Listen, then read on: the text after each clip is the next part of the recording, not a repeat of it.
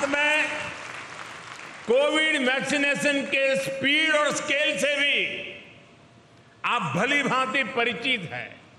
आज भारत में 90% एडल्ट्स को वैक्सीन की दोनों डोज लग चुकी है। 95% एडल्ट्स ऐसे हैं जो कम से कम एक डोज ले चुके हैं। ये वही भारत है जिसके बारे में कुछ लोग कह रहे थे कि 1.25 अरब आबादी को वैक्सीन लगाने में 10-15 साल लग जाएंगे।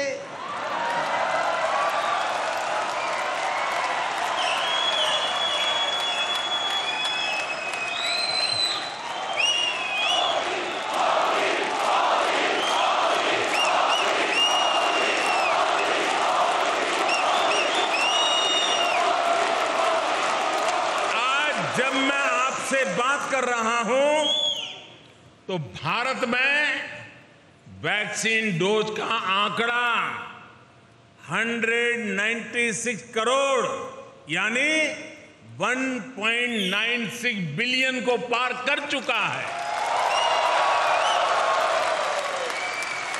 मेड इन इंडिया वैक्सीन ने भारत के साथ ही दुनिया के करोड़ों लोगों की कोरोना से जान बचाई है। साथियों, मुझे याद है कि साल 2015 में जब मैं जर्मनी आया था तो स्टार्टअप इंडिया अभियान एक आइडिया के स्तर पर था। शब्द कान पे पड़ते थे।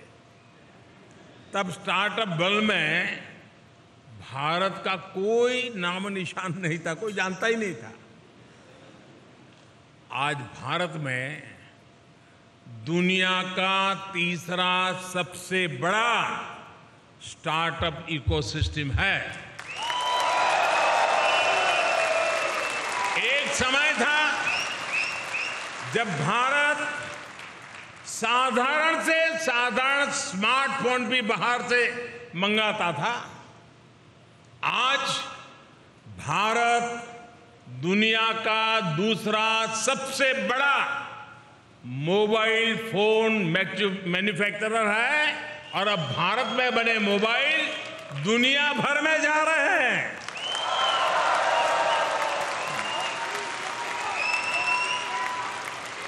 सात आठ साल पहले जब मैं आप जैसे साथियों से चर्चा करता था तो हमारी बायोटेक इकोनॉमी $10 बिलियन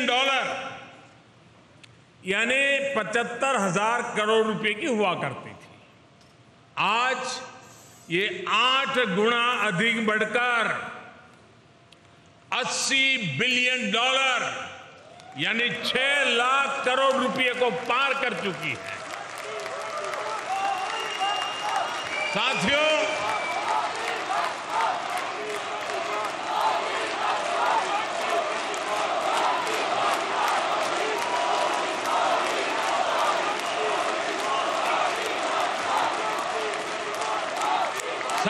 मुश्किल से मुश्किल हालातों में भी भारत के लोगों का हौसला ही हमारी सबसे बड़ी ताकत है।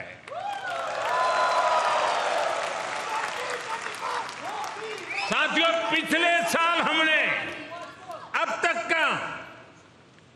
तक का हाईएस्ट एक्सपोर्ट किया है। ये इस बात का सबूत है कि एक और हमारे मैन्युफैक्चरर्स नए अवसरों के लिए तैयार हो चुके हैं, वहीं दुनिया भी हमें उम्मीद और विश्वास से देख रही है। बीते ही वर्ष भारत ने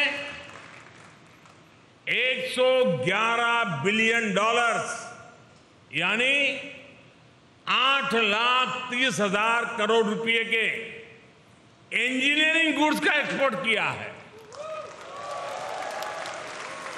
भारत के कॉटन और हैंडलूम प्रोडक्ट्स के निर्यात में भी 55% की बढ़ोतरी हुई है।